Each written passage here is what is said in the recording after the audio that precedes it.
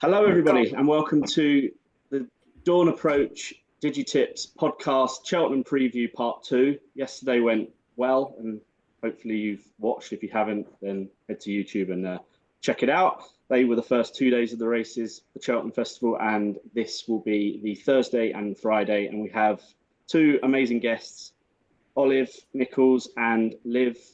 We'll go to you, Olive, first. Actually, before I say that, welcome to Danny and to Dawn as well. Don't forget about us. These are the most important ladies here. There's two more important ladies today. Yes, so we'll go through some of the races for the festival, but firstly, I just wanted to say hello to you guys and just find out a little bit more. I'm sure people watching will know, especially you, Olive, probably, who you are and what you're about. But you can sort of just tell us. I mean, it was never any doubt that you were going to be involved in racing with your family, but how young were you when you first jumped on a horse? Well, I was on a horse before I could walk. It was pretty much the easiest way for my mum to transport me about. So I've never really known any different, really. Amazing. And yeah, you've been injured, haven't you, recently? Yeah. So I've had the last 9 weeks off. And had my first ride back on Sunday. Yes, and a winner. Yes. Yeah, so, well done. Good to be back. Great to be back. I bet that's a good feeling. Yeah, absolutely. Yeah. Let's just wind it back a few years. Obviously, growing up in and around the yard with your dad.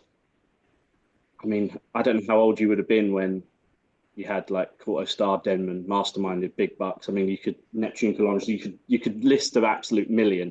But what was it like being in and around that in that? I call it the glory days because I'm old.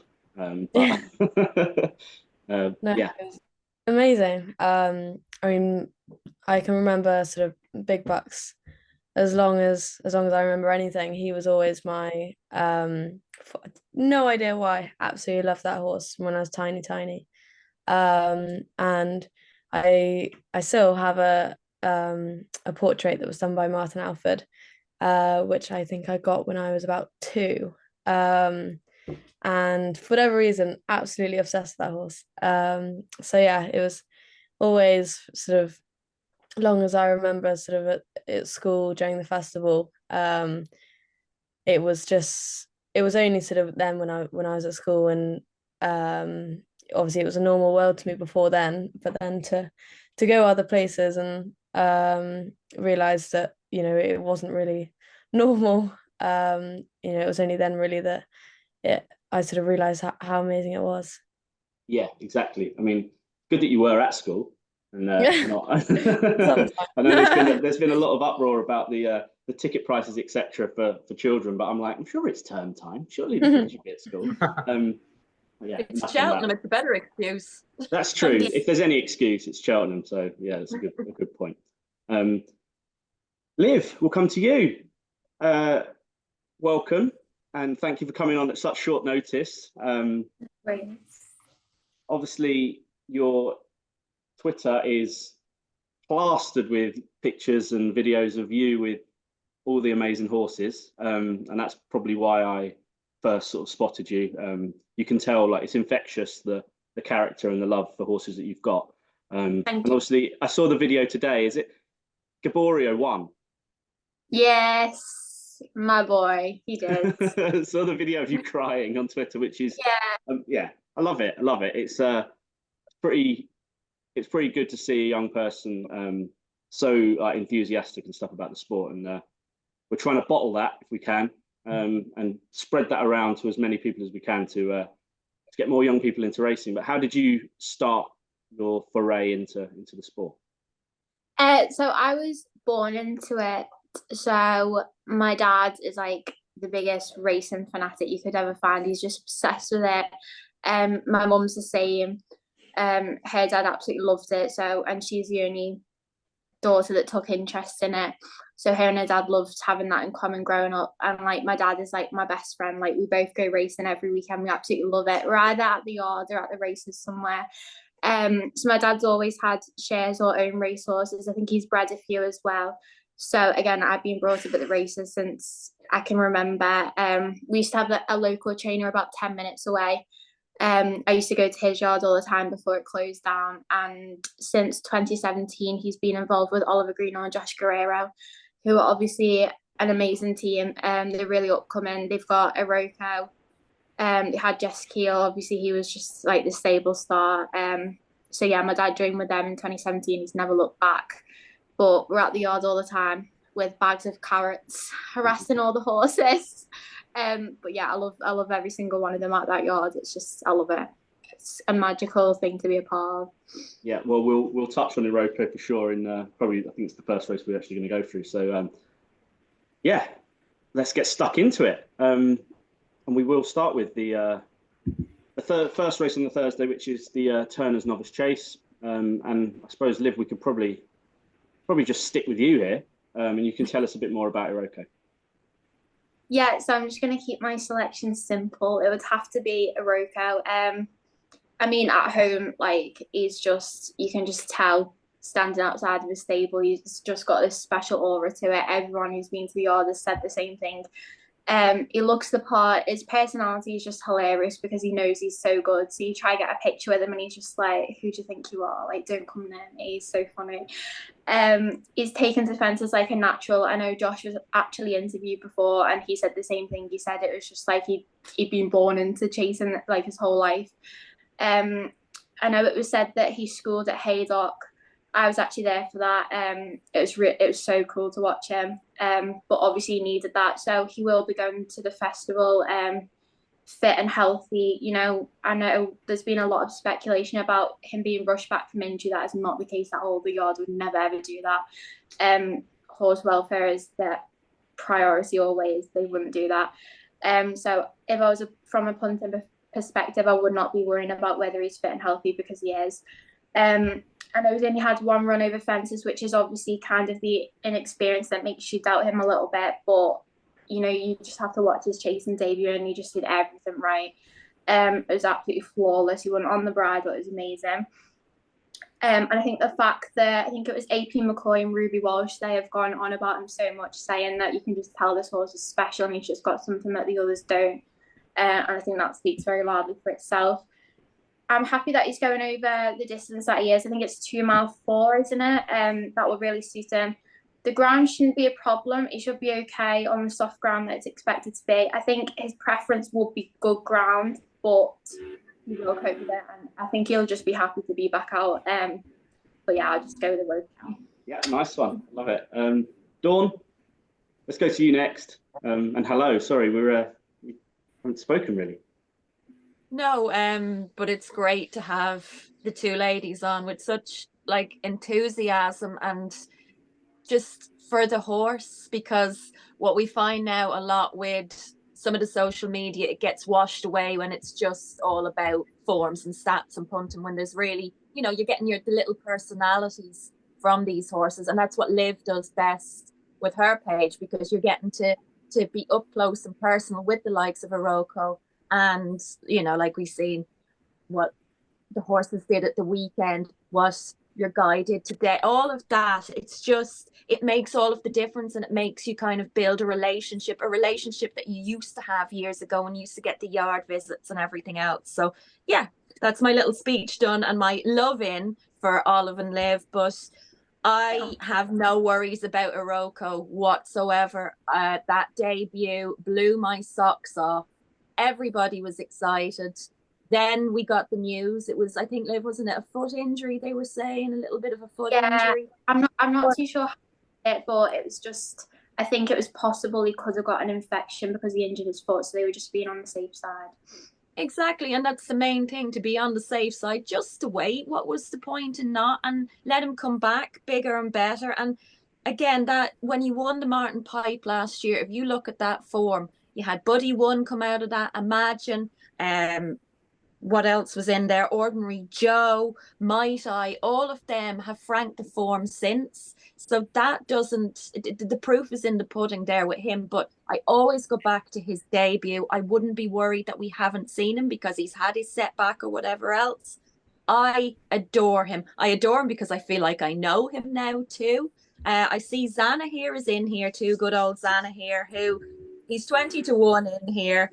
He's been treated to the backsides of some very, very good horses in the past. He did get his win over a chase a couple of weeks ago, which I was delighted for him.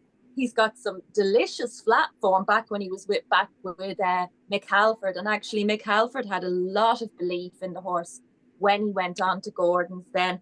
Facile Vega, I mean, the poor boy, again, he gets more trolling than me and Liv on social media now at this stage. But I thought he put up a very impressive performance at DRF.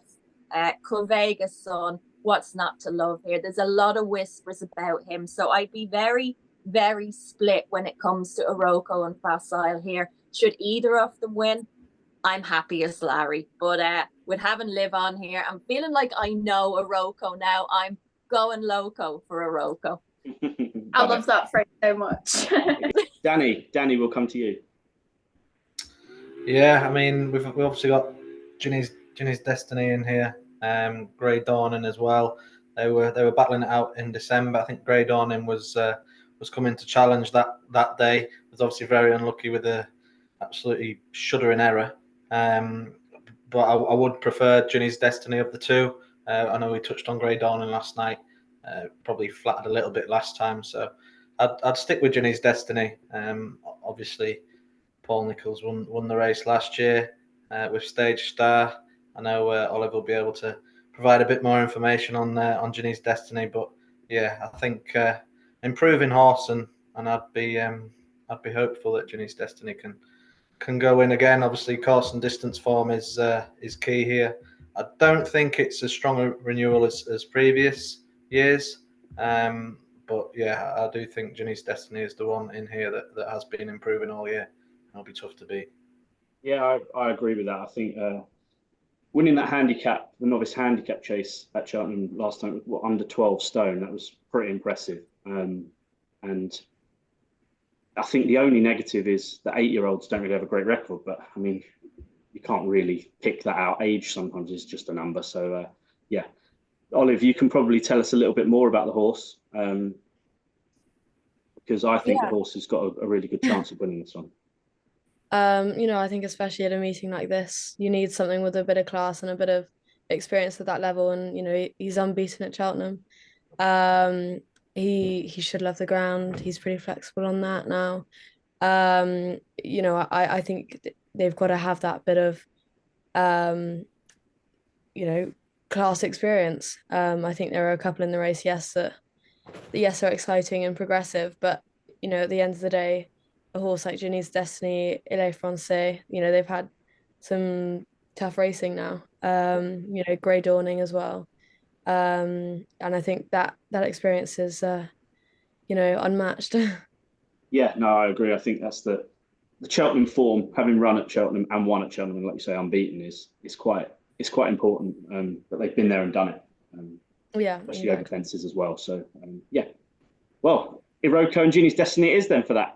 We'll go to the next race, which is the Pertemps Network Final. I know Dawn loves to call it the Pertemps. I don't know why, because I'm pretty sure it's PERTEMP. But hey, look, it's still going to be the same result, whatever the case, because I'll have the winner again. So it doesn't matter what it doesn't matter what the name, the race is called. Yeah, it doesn't matter what the race is called. You're going to have the winner. So yeah, we can start with you then. Okay, well, last year the plot thickened and was set out beautifully by the handicap king, which is Tony Martin, and Good Time Johnny won. Now, if you want to go back and look at one of the best rides you will ever see at Cheltenham, it was Liam McKenna on Good Time Johnny, because how he got him out and got him round and got him there, he was just fantastic. The horse was fantastic, and he was plotted. He was the proper plot job. And that's what Tony Martin does. But I mean, I look here before me, and I say that I'm confident with what I know and what I don't know. 𝗗𝘰𝘥𝘥𝘢𝗴, who's by the mighty 𝗗𝗪𝗏, the Derby winner that the late great Pat Smullen won on, she's in here. I've been following her since last year when she won the Mare's Maiden at Leopardstown. Our girl Country Queen was 6th in that race that day, so I never left her alone. I followed her, and I'm glad I did. Ted Walsh trains. So Ted doesn't train a lot, you know, anymore. But when he trains a good one, he really trains a good one. She was second to Dancing Jeremy. We see how good Dancing Jeremy is. He only won last week. She also was a very, very good second at Naas in the Brown Lad. And that was a slog. I mean, that was a slog of a mess of a race as well. So for her to get up second there was really good. And she won her Pertemps qualifier at Leopardstown. Now, she was giving weight to the second horse, but she then again came back at DRF and she was second to Maxim that day. So I think she's coming out with such a solid chance. And Nina Carberry at the preview last week said that was her charity bet for the week. Not only that she was sticking with her family, but that was her charity bet. The Emancipator is in here now. Whether he gets in or not is a question. He was a very good fourth at Naas. I mean, he grinded to get back up the fourth, but he was very, very good. Should he get in? I think he runs into a place. He's for Terence O'Brien. Gabby's Cross for Henry de Bromhead. Second to Jodie's Ted in November. Haven't seen Gabby's Cross since, but you've got the Buddy One form in there again. I've mentioned that previously with Iroko. I followed that all the time. 12th in the Galway Plate to Ashtree Meadow. That Galway Plate keeps throwing them up. And 7th in the Kerry National. Like I said to the guys last night, you pluck out what you want out of that Kerry National. Even horses that pulled up or fell went on and won. So, I mean, you've so many in here. Delta Work, actually, fun fact, won this in 2018. So you're getting some really, really good horses that will progress. Out of the two of them, Gabby's Cross seems to be the one that really stands out because of the way Henry's horses are running at the moment. But I'm going to stick with the lady, and I'm going to stick with 𝗗𝘥𝘥𝘥𝘢. Okay. Danny, what do you think? Yeah, I'm not going to even try and pronounce that, to be perfectly honest. But I would agree. A quiet wind. Quiet wind. Okay. But I'd be keen to see who's jocked up before forming a strong opinion, to be perfectly honest, because I think that the first two home last year were both ridden by claiming jockeys. One of them was Aidan Kelly. I think he finished second on Salvador's Ziggy for Gordon Elliott. I think this year he might not get the ride on 𝗗𝘰𝘥𝘥𝘥𝘪, who Mike Walsh will probably ride. But if they do wish to claim off him, then he'd be of more interest to me. I think he's ridden him on 2 occasions previously, so he looks the most likely winner in here for me. I know he's not had a prep run, but it might well be by design, possibly. If you look at his run at Aintree in November, he was ridden to see the trip out rather than anything else. Obviously, he did see that trip out, and I think the stiffer nature of the track will probably suit him a bit better. So he looks well handicapped off 1-4-2 there. And my second pick would obviously be the Ted Walsh horse, going the same route as Good Time Johnny did. Other shortlist, Springwell Bay. There was discussions that this horse would be heading to the Stayers at one point. So it shows you the regard that they hold this horse in. But yeah, he was beaten a neck last time by Curly Fingers, who came out and won again last weekend.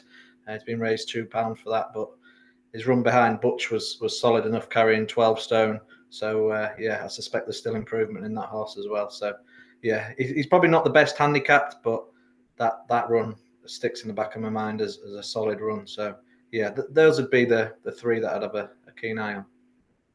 Right, nice one. Olive, I don't know if you've got an opinion in the race. I can see Monmoral is in there. I think owned by Alex Ferguson and obviously trained by your dad, but it's always a tough race. I think 7 of the last 8 winners have been Irish, so we might be outnumbered here on this one. Yeah, no, of course, handicap on, well, might be drying up by then, but supposedly soft ground. It's always worth sort of looking down a little bit. Obviously, Carrie Ellen and 𝗗𝘗𝗪𝗡.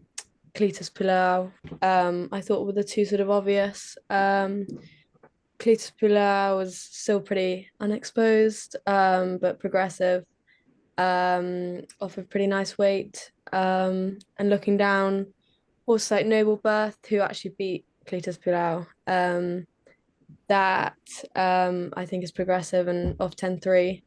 If it's going to be soft ground, that could be thereabouts. Okay, nice. Yeah, looking at some lower weight ones, which is I mean, I don't know.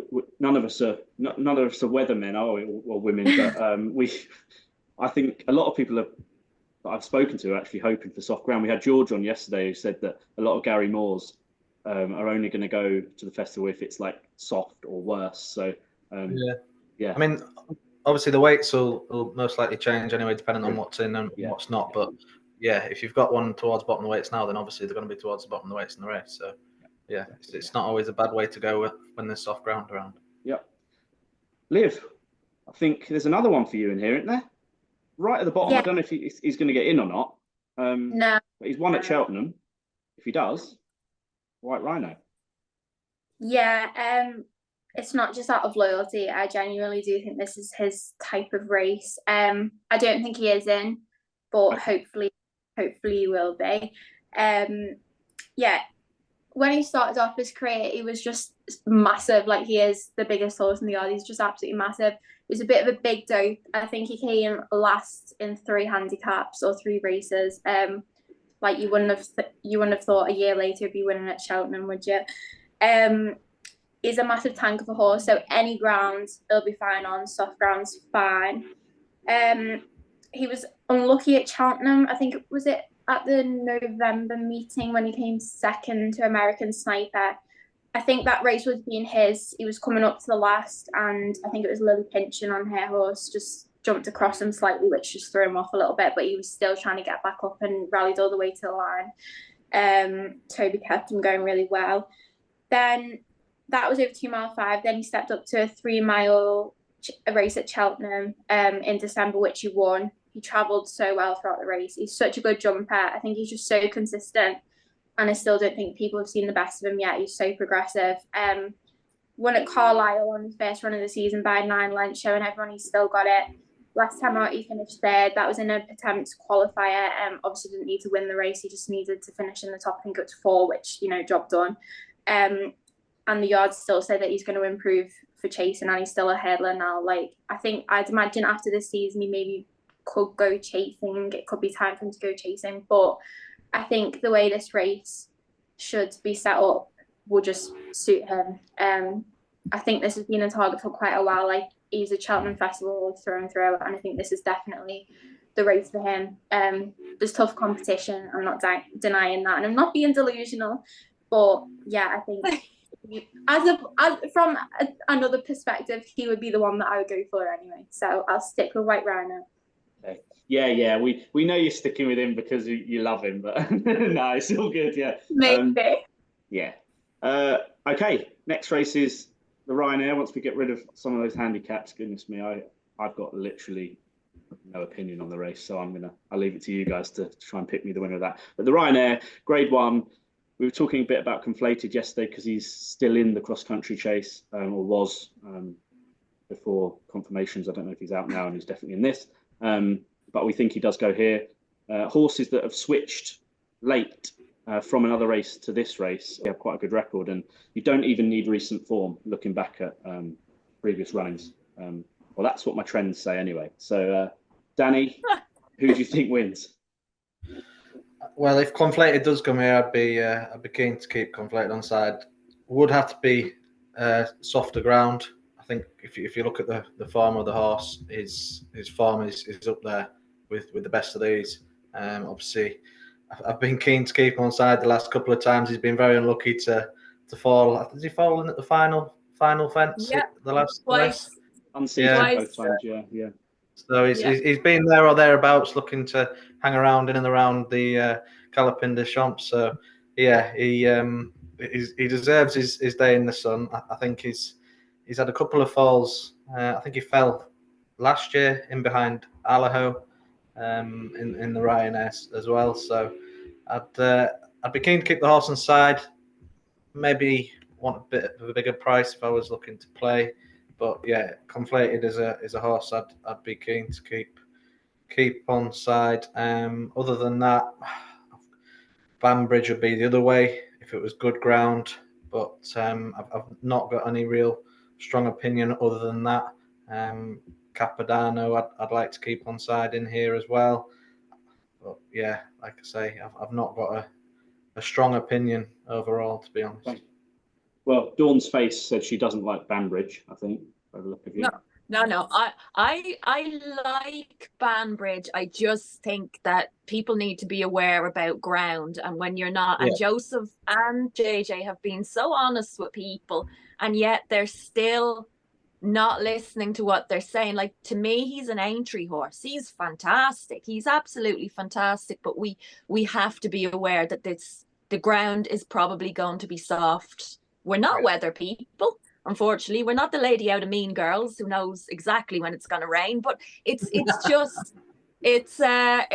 really is the kind of the case of it grows a momentum, and I just go, no, guys, just put a halt on it for a minute. I just see a little bit of sense. You know, it was the same even with Stage Star, and I know Olive will probably back me up on this, that, you know, they didn't really seem to understand the weight differentiate and why it went against them in his last race. And suddenly you were throwing the Stage out with the Star. You forgot what he'd done in the Turners. You forgot what he'd done in the Paddy Power, how good he is and how good he still is. And I believe he still is. But that weight the last day, it did not help him.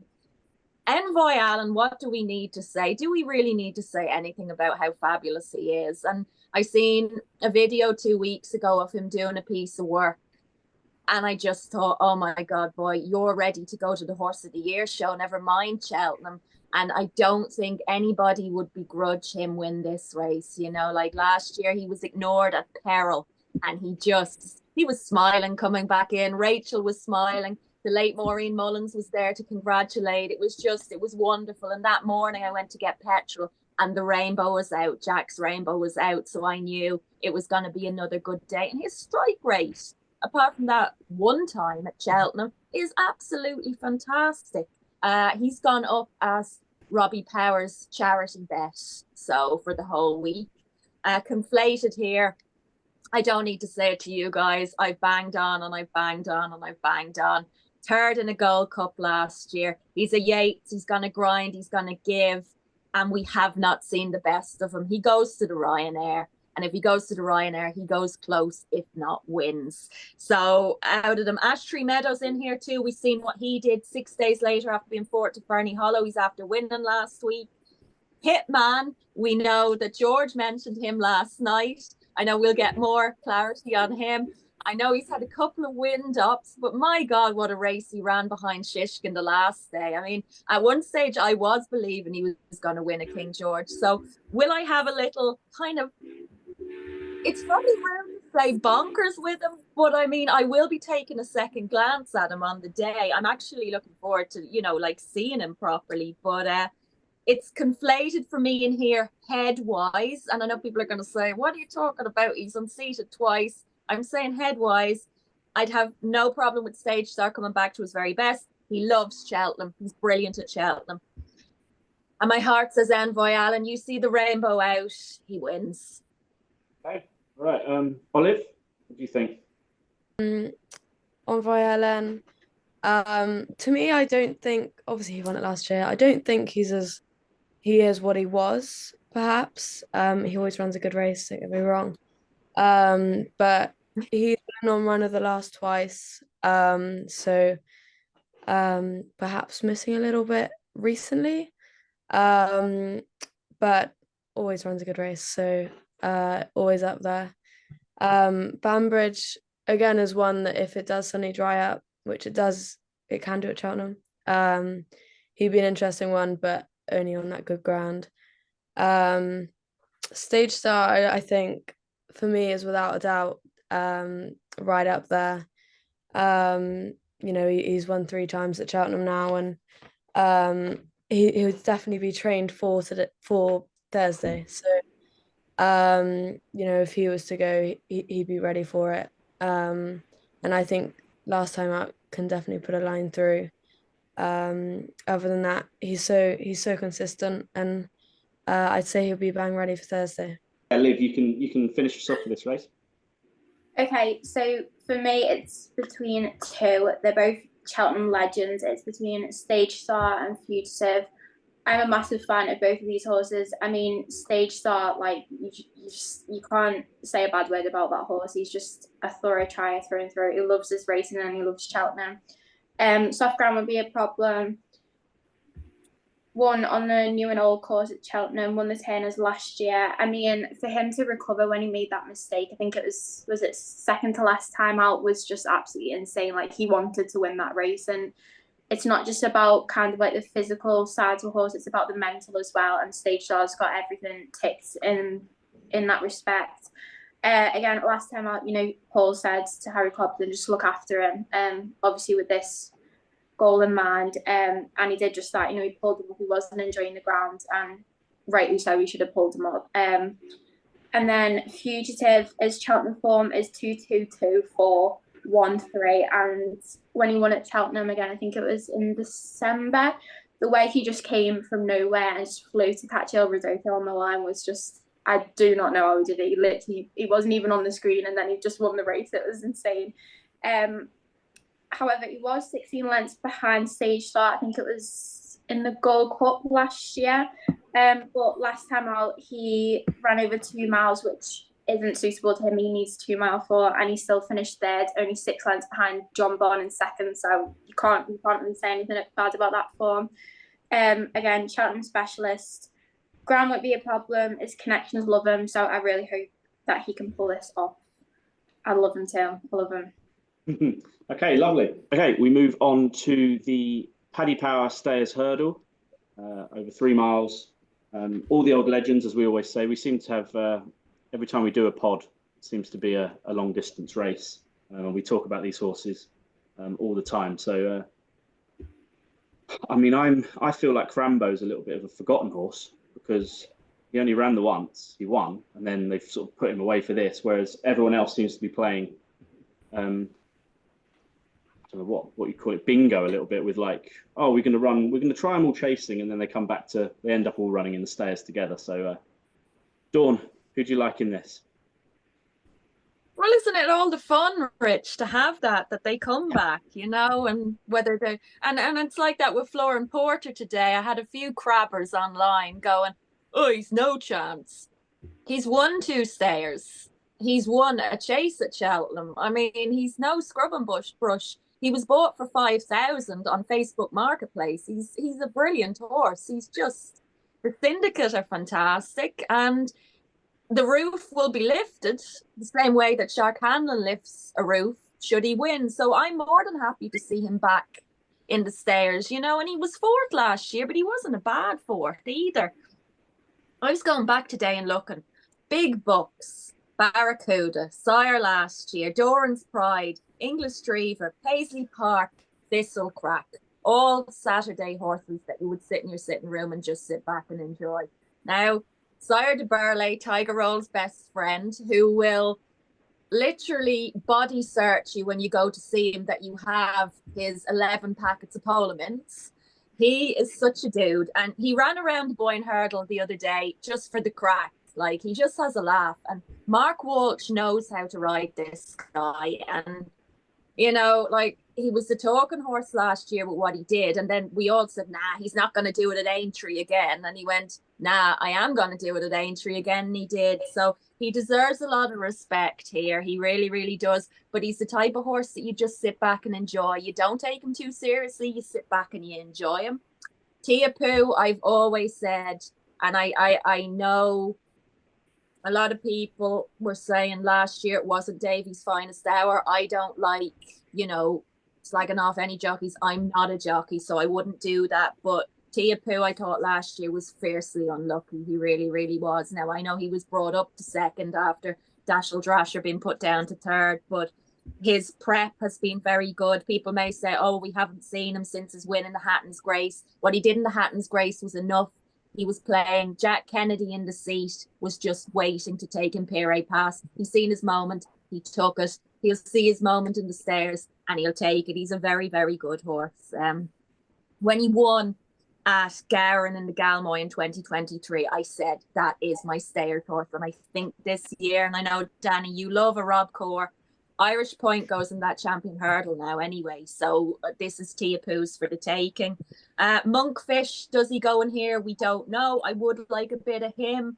But it's a lot of old favourites, a lot of old rogues in here. You mentioned Crambo. there are people talking about 𝗗𝗪𝗡 still. There are a lot of people still talking about 𝗗𝗪𝗡 still. So yeah, he's not for me. I appreciate how good he is, but he's just not for me in this. So I think 𝗗𝗪𝗡 gets his year this year. I really, really do. Lauren Porter be thereabouts, and 𝗋𝗪𝗪𝘵𝗪𝘥 would be just there having the crack. Okay. Danny, what do you think?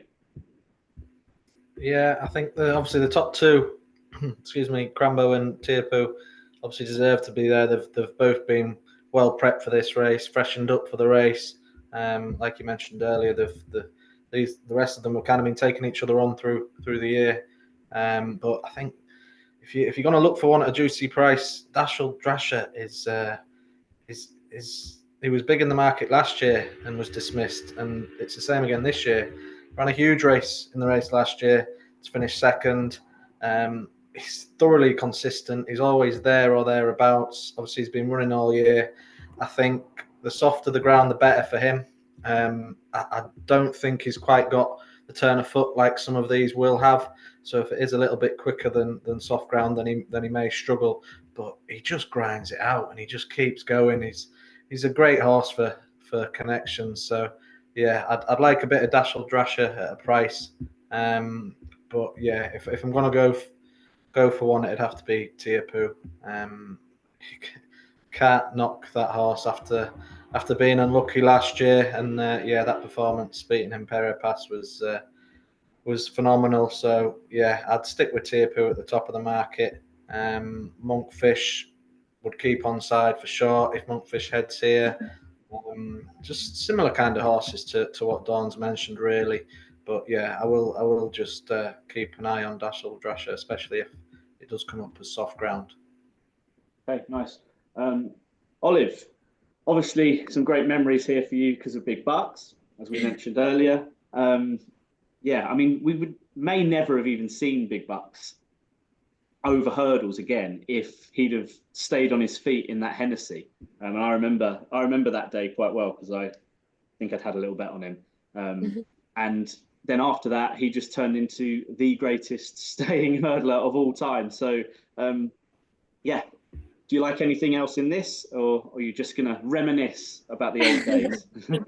No, amazing time. I think there are a few in this. I love the stayers. Obviously you have the oldies that obviously you always want to win, and they always run their race, 𝗗𝗪𝗪𝗏 and Paisley Park. But I think, of course, there are some lovely young ones in there. I think 𝗗𝗪𝗪𝗏 will be interesting. Obviously still, I think, progressive. He's stepped up and tripped really well the last few times. And obviously beat Paisley Park at Ascot. And obviously, with Fergal desperate for that Cheltenham, and I think I'd say his horses will be ready for this. And obviously Flooring Porter as well. Who's of course already won at Cheltenham. So yeah, I think there are a good few in there that are worth a good look. But I would love to see those oldies get on top again. Okay. Liv, who do you like? I mean, I absolutely love this race. I think it's so wide open and there's so many horses I'd love to see win this. I mean, Paisley Park is obviously one of them. I just feel like he needs his big day. Last time out, I just thought he was so unlucky. He just put his head down. He just galloped to the line, and he was just caught. 𝗗𝗪𝗪𝗏, another horse who I absolutely love. I've followed him for so long now. Seconded it last year. My heart was beating out my chest because I love him so much watching it. He deserved that last year, and again, he was just swallowed up by a rightful winner. And I think he was 66-1 as well, which I just thought was mad. And again, I think I agree with Danny. He's been overlooked in the market again here. We know he loves Cheltenham. Noble Yates, though, I feel like I'm going to have to side with him on this one. We know he's a thorough stayer. He'll handle most grounds. He'll be fine on this ground. I was there when he won his national, but I was also there when he won in December of 2022 at Aintree. And he was at the back of the field, and I remember turning to my dad and I was saying, how is this year's national winner like losing a four horse race here, and then all of a sudden it's just like he heard my comment and he just went whoosh to the front, and it's a performance I'll never forget. It's just engraved in my mind. I absolutely loved it. I literally stood there and I was like, what has just happened? It was amazing. So we know he's got that turn of foot, and we saw that last time. It's not just over the fences he's got it for. I think it'll be the perfect prep for the national as well. I think it's quite interesting because they're aiming him for the national this year, aren't they, again? Which I think he's also capable of doing. But yeah, I just feel like that turn of foot, he's just a very, very special horse that I just love to watch. Obviously Cheltenham course and is a distance winner, he's a course winner. And Crambo as well is the only worry because he holds the form of Paisley Park and 𝗗𝗪𝗪𝗪𝗪. So it'd be between Crambo and Noble Yates for me, but I'd love to see one of the oldies do it, so I'll go with Noble Yates. But I'd be happy to see any of them win this. Okay, nice one. Next race is the TrustATrader Plate Handicap. We spoke yesterday briefly about Madara because I think that they're probably going to run in the Grand Annual, where we thought maybe he would go to this. But Danny, what do you think? Anyone's guess. I know. It is like that, isn't it? Anyone's guess. Where do you start? Obviously, you start with Seddon. If Seddon comes back to try and retain his crown from last year, would have as good a chance as any, really. If you can get an each way price there, then that's a good price. Madara, obviously, if Madara comes this route, Theatre Man, I think, for me, needs to go to the race we were discussing yesterday if he gets in that race, because the way Theatre Man was finishing in behind Ginny's Destiny last time was pretty nice. So step up in trip in that race the previous day would be better, I think. However, if you are obviously running in this race, then you can guarantee that they are going to go a fair clip. So Theatre Man might be doing his best work at the finish more over this trip. Entirely, obviously, depends how they want to play it. But I'll stick with the Rob Corr colours, to be honest. I do like Saint Felician in here. Has obviously had a few issues previously, but has come back this year and quietly gone about his job. He's finished 9 lengths in behind Facile Vega when coming back in November, and then finished second to Indiana Dream. But then the more better effort after that was in behind Tactical Move. I think a marker 147. It's high enough, but I do still think there's room for improvement there, and you can guarantee that Gordon Elliott knows the time of day in these types of races. So I'll stick with the Rob Corr colours. Okay, Dawn. I think Danny wants a Rob Corr Thursday, do you? Of the pink, white, and black. Yeah. I hope he you're wants going a to wear job. I think he wants a job.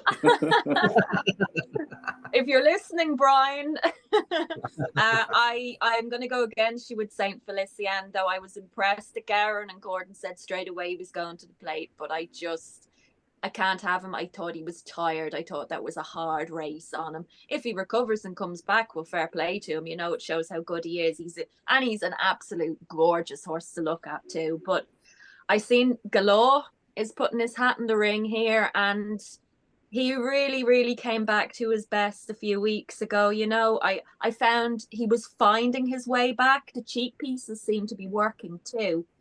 When he was 7th in the Coral Gold Cup, I went, "Hey up, boy, you're loving this again," because he hadn't really loved it since the Paddy Power. I mean, he was 5th in the Ryanair last year, but he just wasn't into it whatsoever. But like that, his win the last day really, really excited me. I was looking back saying, yeah, Seddon had won this before. The Storyteller, who I adore, the Shunter has won as well this. So I think 𝗗𝗪𝗪𝗪 is decent in here.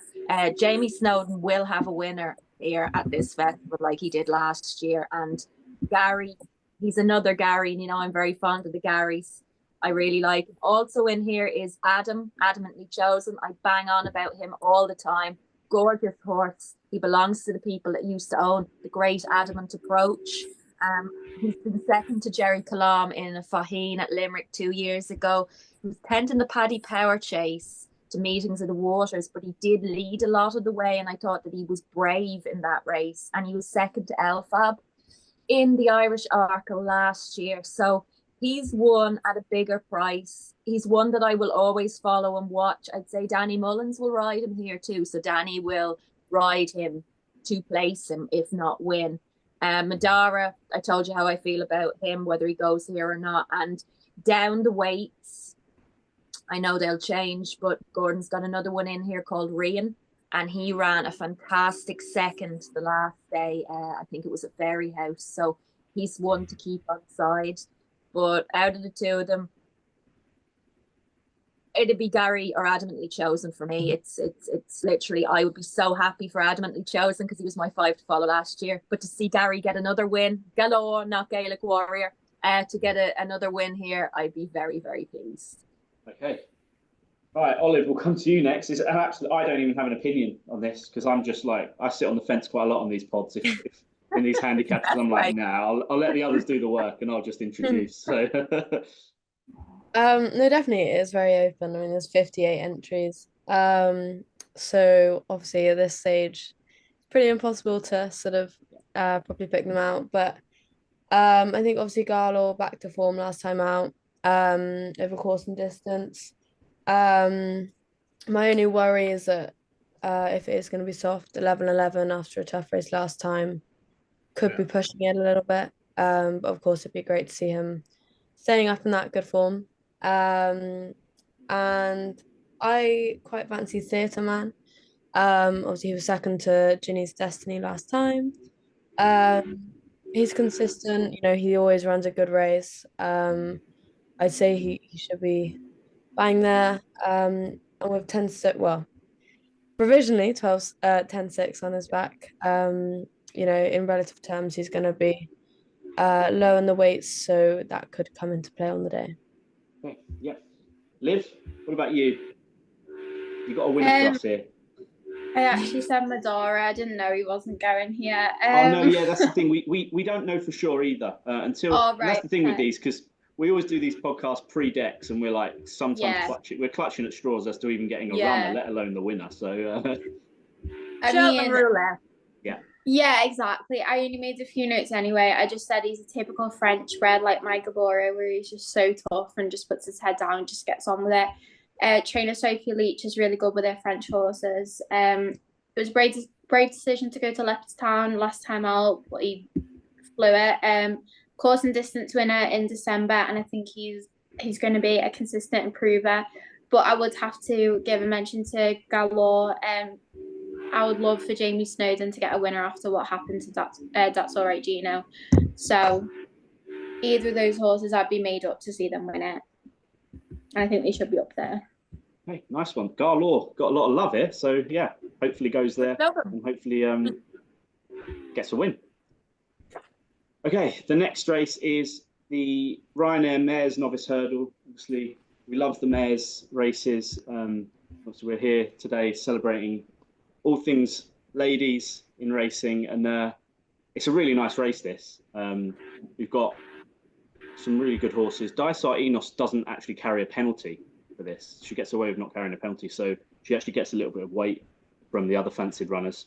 Although she is 6, and 5-year-olds do better. The Solarina form is usually the best on offer, and 𝗔𝗪𝗥𝗢𝗪𝘥𝘅 won that, so that could be a pointer.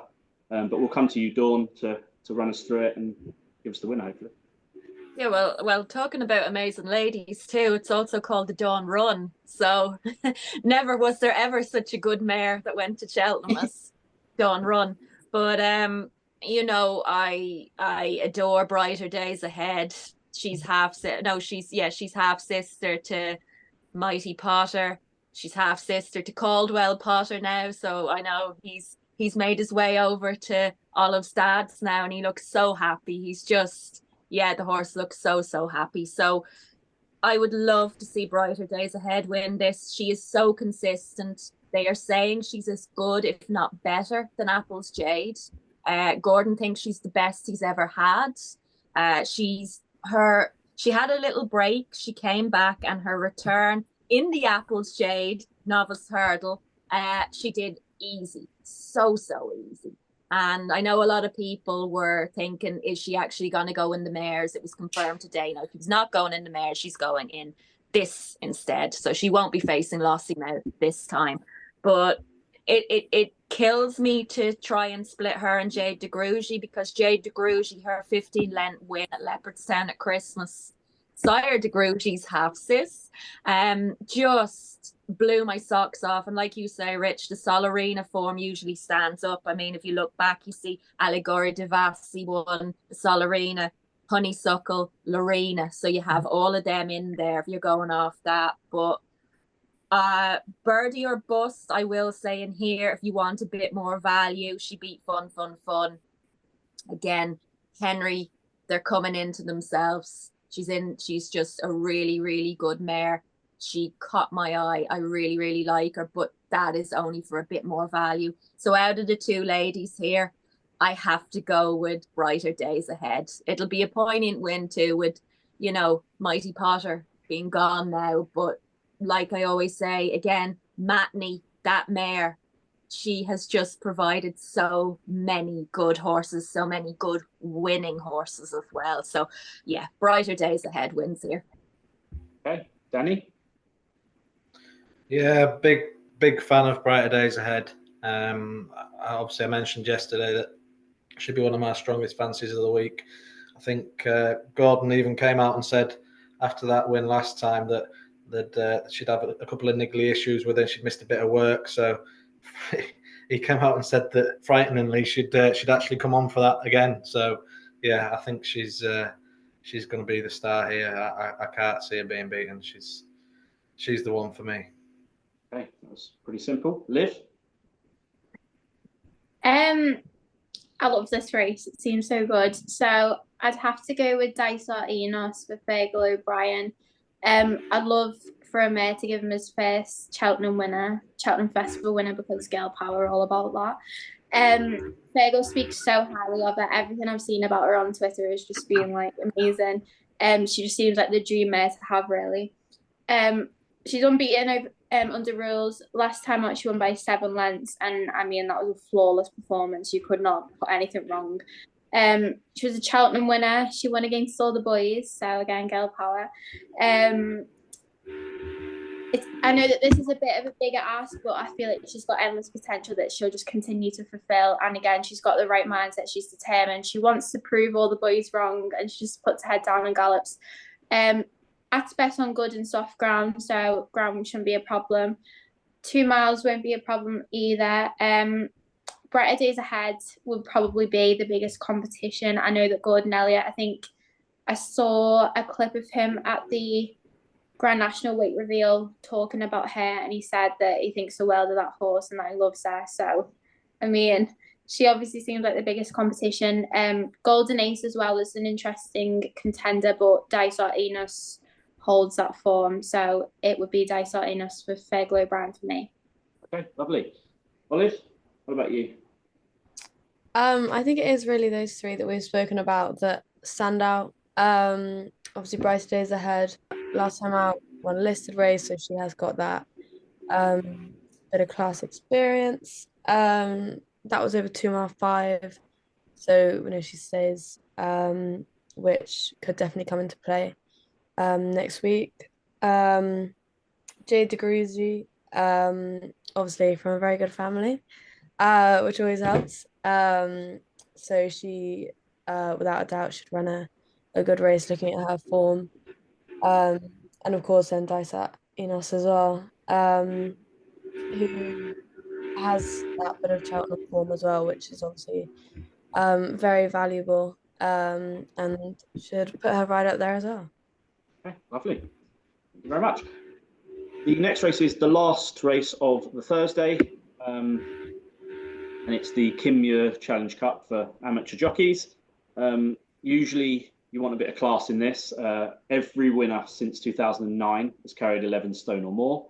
Only 2 of the last 20 winners actually won on their previous start before Cheltenham, and Gordon Elliott has a pretty good record in this race, and that probably just leads me to 𝘋𝘪𝘨𝘪𝘵𝘪𝘵, as he fits pretty much every one of those trends. So if he runs in here, because I know he's got a few entries, then he would be my selection, and I'd probably one of my strongest selections actually for the day.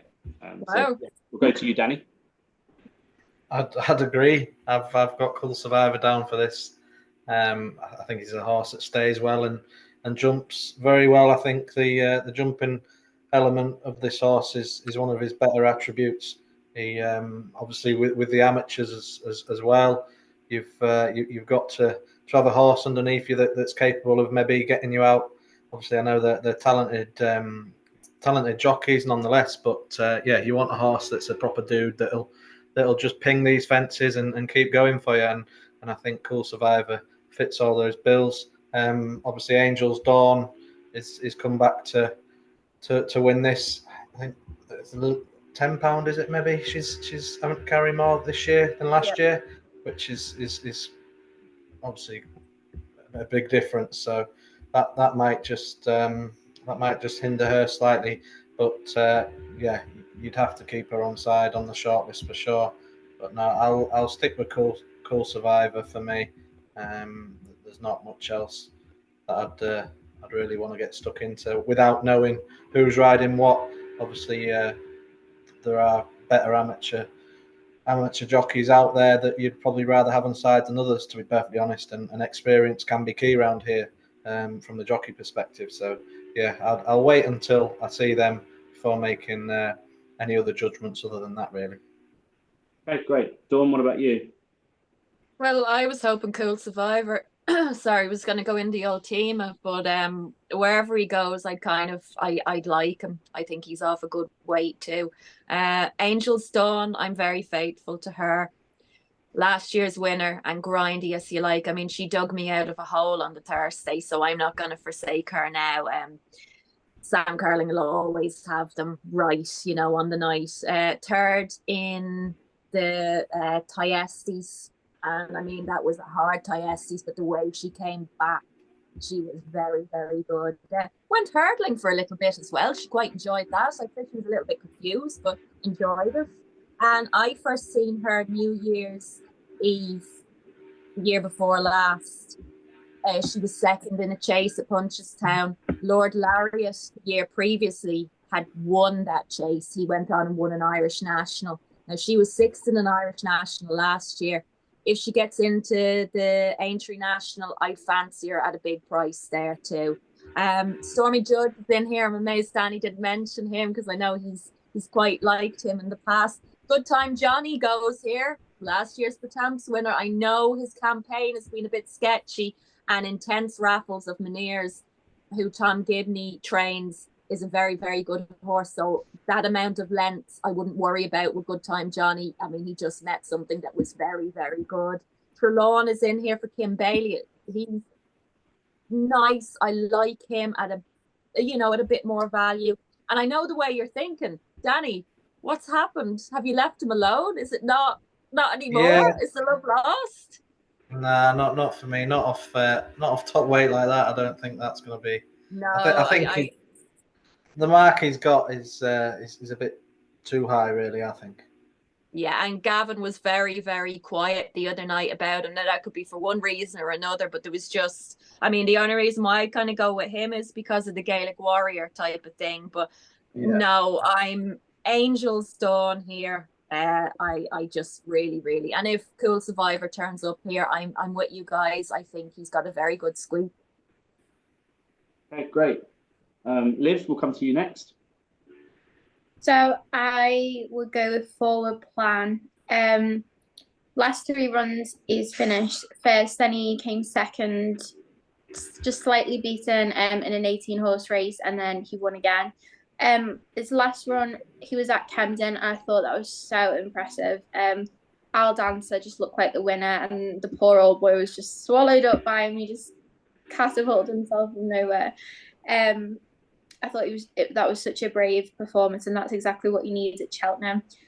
He finished second in the Yorkshire Chase at Doncaster, only beating a nose. He also beat Mr. Coffee on his first win of the season in the Bet365 Handicap Chase. He will stay, which is obviously so important, and the ground won't be a problem for him. I really like Good Time Johnny, but I just don't think he's taken to chasing in the way that he was expected to.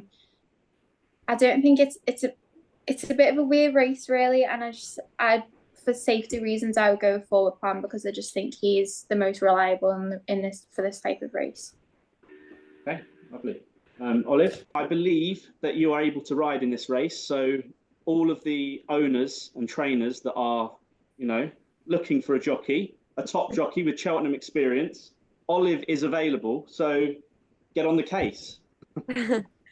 No, it's a tricky one to look through. There's 72 in it. So of course there's quite an open range. The Irish do normally dominate in this, and they do have a lot of the entries. But of course, I would love a British horse to get in there. And looking through, I know forward plan of Anthony Honeyballs has, you know, should be thereabouts. I don't think he'd be far away.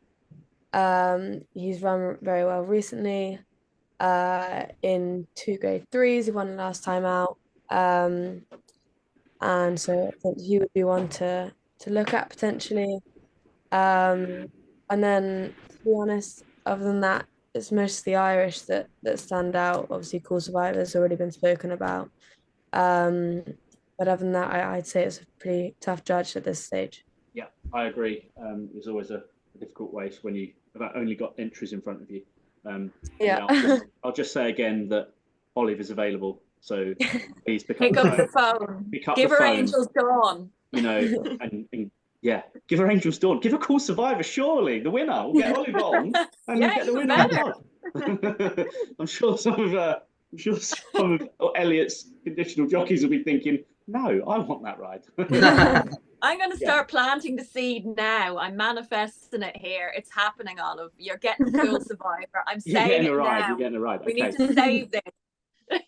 Brilliant. That concludes the Thursday, and we will start off our Friday races with the JCB Triumph Hurdle, Grade 1. And George was on yesterday speaking about 𝗗𝘂𝗪𝗡, and he obviously thinks that the horse will go if the ground is soft enough, which I think if it's very soft will probably give 𝗗𝗪𝗪𝗏 a bit of a race.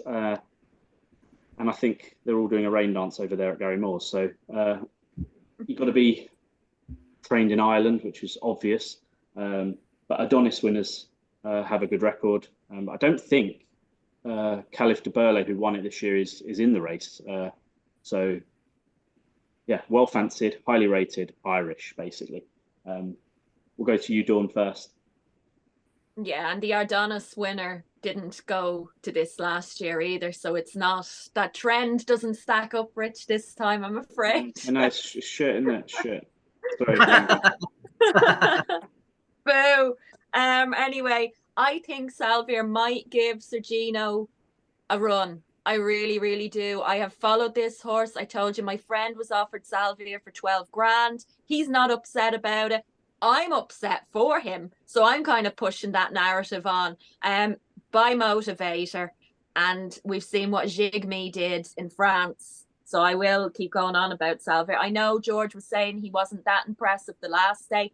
I was impressed. And I think should it come up soft, he will give 𝗗𝗪𝗪𝗏 a run for his money. Now, I don't gossip, but somebody was putting out vicious rumours that 𝗗𝗪𝗪𝗏 had missed 10 days of work or something. I think that's nonsense, absolute nonsense. I mean, I can't deny what I've seen. And if you go back to his, you know, debut at Kempton, the horse that was second, the horse that was third, the horse that was fourth, have all gone on and won. The form is being franked. Out of the Irish, Willie Mullins' Storm Heart, I seen him on debut. I thought he was fantastic. He was originally trained in France by Freddie Head. He was giving weight to 𝗏𝗏𝗏𝗏𝗏 at DRF. 𝗏𝗏𝗏𝗏𝗏 is very, very good in her own right. She's in the honeysuckle colours, but only 3 fillies have won this in the last 21 years. And that's Snowdrop, Burning Victory, and Burning Victory came out of, you know, the Goshen year, and Lossy Mouth. So there's a few stats and trends for you, but I would say 𝗗𝘂𝗪𝗏𝗏𝗏𝗏 is going to come close to 𝗗𝗪𝗪𝗏. I can't say I didn't like what I seen from 𝗗𝗪𝗪𝗏, but if I was to stick with the Irish, I'm going to say Storm Heart. Okay, yeah, we'll come to you next, Danny.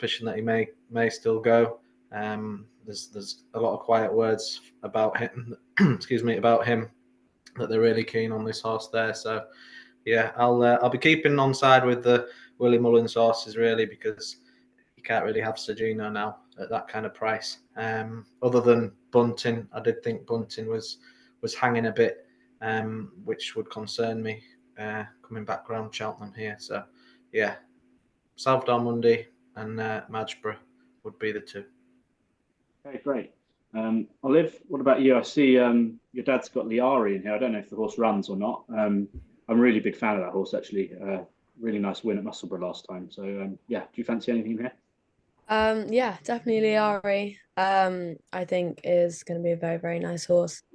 They call him 𝗋𝗪𝗪𝗏 the Ferrari for a reason. So yeah, I think he's exciting. Obviously 𝗔𝗪𝗪𝗏 should be pretty much bang there. Obviously, he has that experience around Cheltenham as well, which shows he should be there.